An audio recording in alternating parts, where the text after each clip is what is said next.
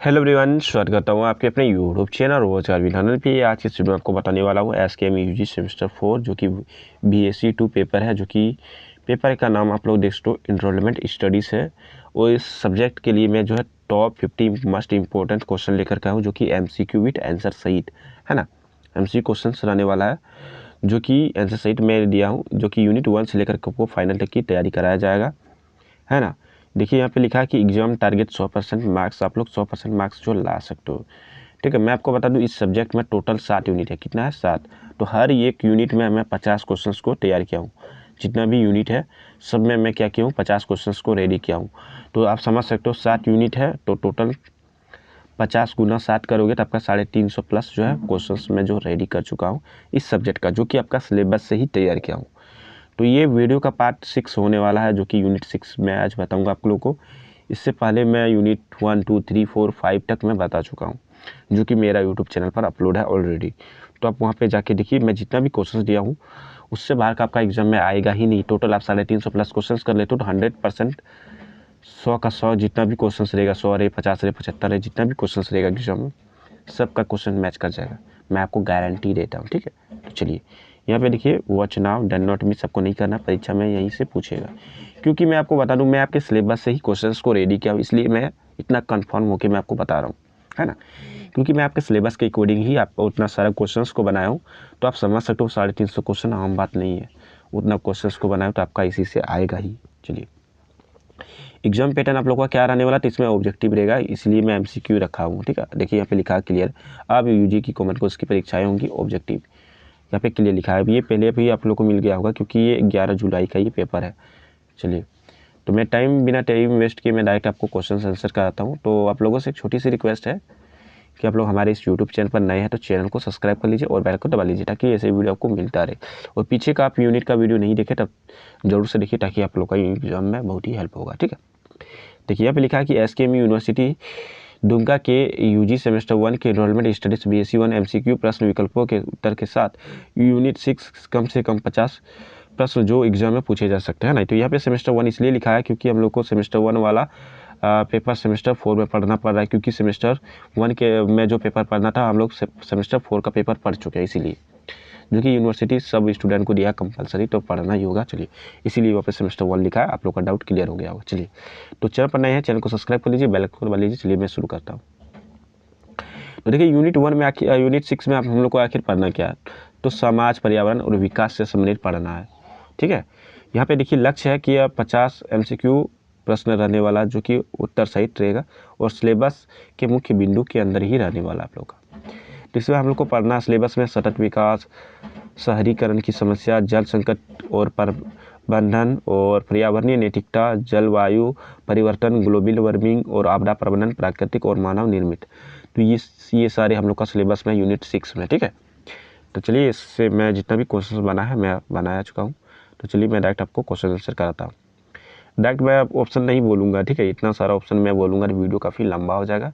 मैं आपको direct question बोलूँगा और यहाँ पे डायरेक्ट आंसर लिखा हुआ मैं आंसर बताऊँगा। ठीक है, चलिए देखिए यहाँ पे लिखा है, पहला क्वेश्चन हम लोग का सतत विकास का अर्थ है क्या है ना। सतत विकास का अर्थ है, तो सतत विकास का आखिर अर्थ क्या है, तो इसका सही आंसर हो जाएगा ऑप्शन बी, जो कि बिना पर्यावरण हानि का विकास, है ना, हानि के विकास। ठीक है, इसका सही आंसर हो जाएगा। नेक्स्ट क्वेश्चन है हम लोग का, देखिए चलिए यहाँ पे हाइड हो गया थोड़ा सा, रुकिए। देखिए नेक्स्ट क्वेश्चन है हम लोग का, सतत विकास की योजना पहली बार कब बनी है, यानी कि सतत विकास की जो योजना है वो पहली बार कब बनी थी। तो इसका सही आंसर क्या हो जाएगा, देखिए 1987 ईस्वी में बना था, जो कि ऑप्शन ए इसका सही आंसर हो जाएगा। चलिए अब देखिए, सतत विकास की रिपोर्ट किसने दी थी।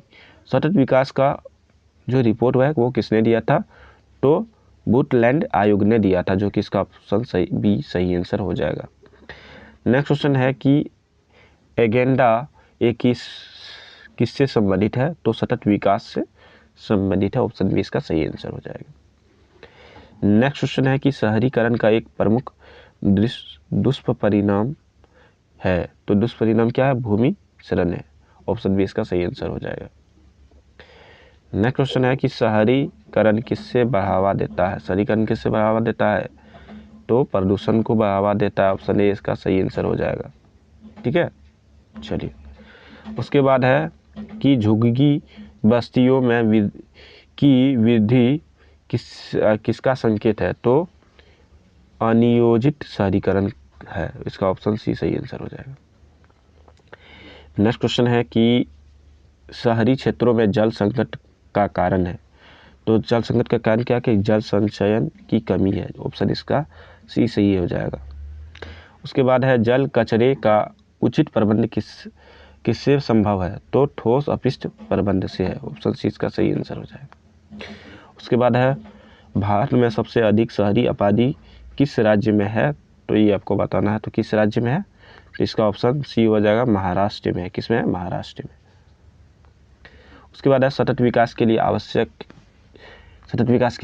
है। तो क्या आवश्यक? संसाधनों का विवेकपूर्ण उपयोग है। ठीक है, चलिए ऑप्शन बी इसका सही आंसर। नेक्स्ट क्वेश्चन है सतत विकास में शामिल नहीं है। तो सतत विकास में शामिल क्या नहीं है? तो सैन्य विस्तार। ठीक है, ऑप्शन डी इसका सही आंसर। नेक्स्ट क्वेश्चन है कि ग्रीन बिल्डिंग का उद्देश्य है। तो क्या है इसका? पर्यावरण के अनुकूल निर्माण है। ऑप्शन बी इसका सही आंसर हो जाएगा। चलिए उसके बाद है नेक्स्ट क्वेश्चन की शहरी क्षेत्रों में जल संकट का समाधान क्या है? तो इसका समाधान क्या है? तो जल संचयन है। क्या है? जल संचयन। ऑप्शन बी इसका सही आंसर। उसके बाद शहरी जनसंख्या वृद्धि को नियंत्रित किया जा सकता है। तो कैसे किया जा सकता है? तो गाँवों का विकास करके किया जा सकता है। ऑप्शन बी इसका सही आंसर।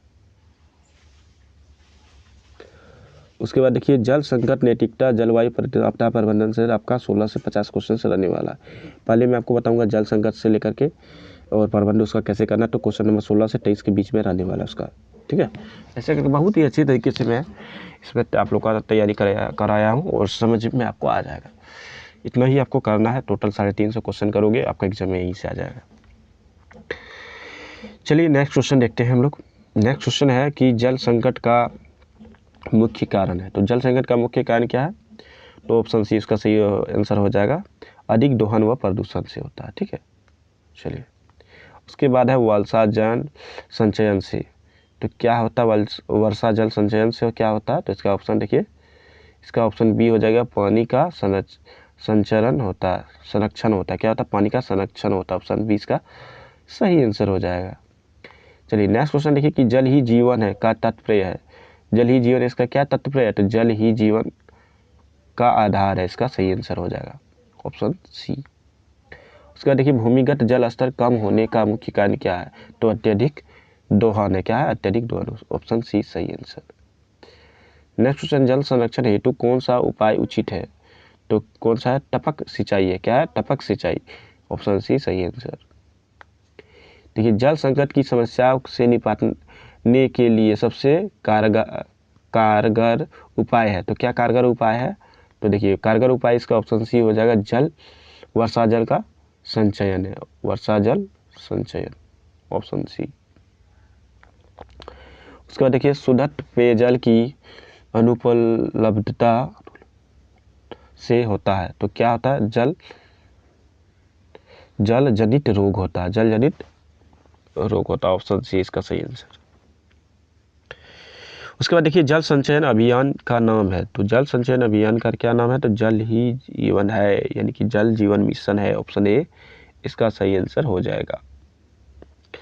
उसके बाद देखिए पर्यावरण नैतिकता, जो कि क्वेश्चन नंबर 24 से लेकर के 29 के बीच में आपका रहने वाला है। चलिए पर्यावरण नैतिकता का अर्थ है, क्या अर्थ है? तो पर्यावरण के प्रति सही आचरण है। इसका ऑप्शन बी सही आंसर हो जाएगा। नेक्स्ट क्वेश्चन है नैतिकता किससे जुड़ी है? तो नैतिकता किससे जुड़ी है? तो आचरण और मूल्यों से जुड़ी है। ऑप्शन सी इसका सही आंसर। उसके बाद देखिए पर्यावरण नैतिकता का मूल्य उद्देश्य है। तो इसका मूल्य उद्देश्य क्या है? संरक्षण और न्याय है। ऑप्शन सी इसका सही आंसर। उसके बाद है पृथ्वी केवल मनुष्य के लिए ही नहीं है।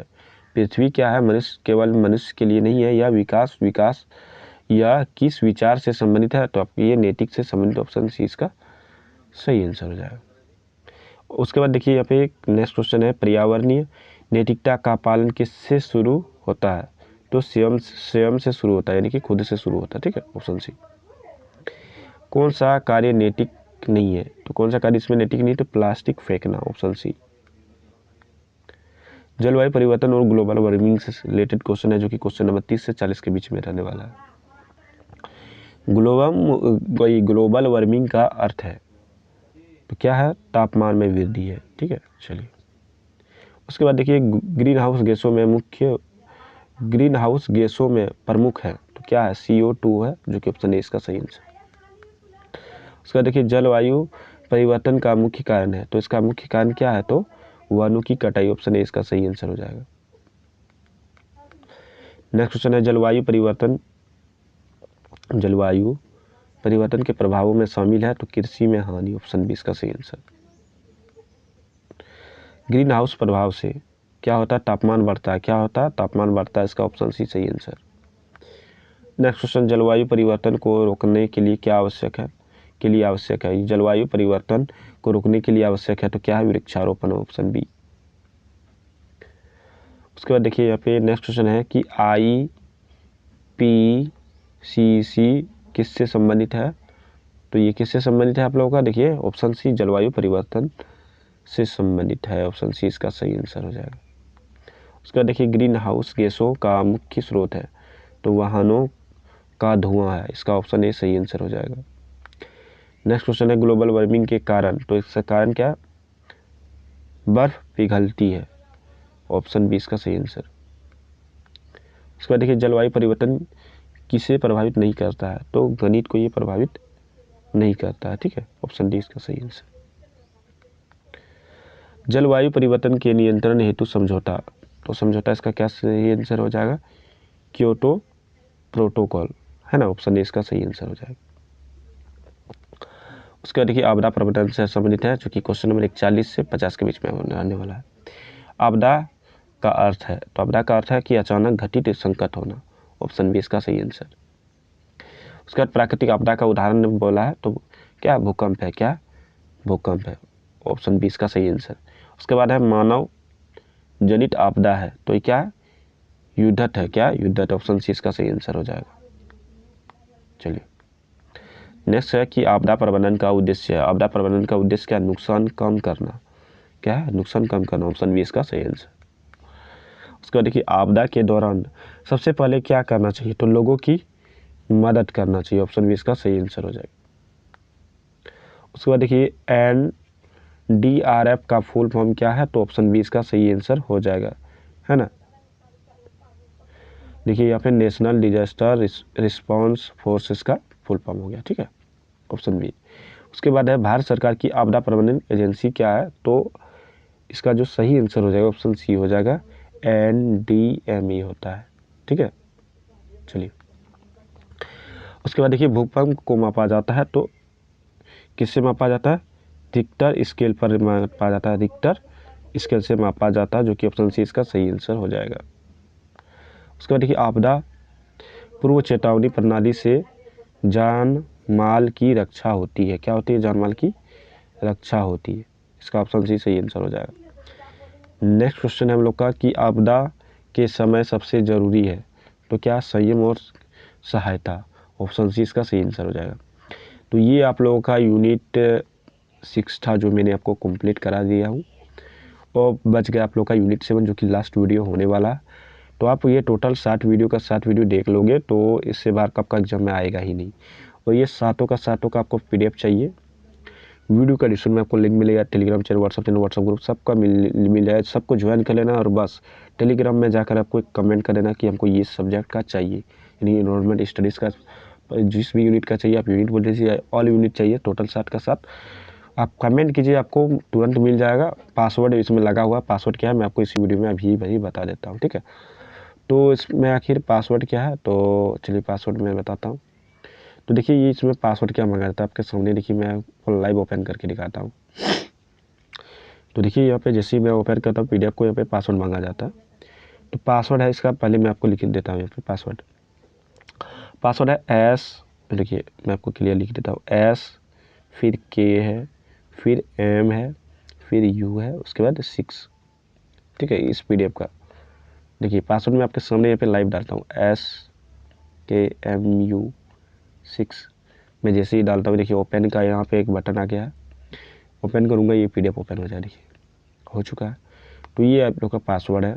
वीडियो पसंद आया वीडियो को लाइक कर दीजिए, चैनल को सब्सक्राइब कर दीजिए, क्योंकि आप लोगों के लिए ही मैं इतना मेहनत करता हूँ, इसलिए आप लोग वीडियो को लाइक कर दीजिए, चैनल को सब्सक्राइब करिए, अपने दोस्तों तक इस वीडियो को जरूर से शेयर कीजिए, ताकि आप लोगों को पता होगा कि इससे बाहर एग्जाम में आएगा ही नहीं, क्योंकि मैं सारा सिलेबस के अकॉर्डिंग ही तैयार किया हूँ आपका। ठीक है, तो चलिए मिलते फिर नेक्स्ट वीडियो में नए टॉपिक के साथ, तब तक के लिए जय हिंद दोस्तों, आपका दिन शुभ हो।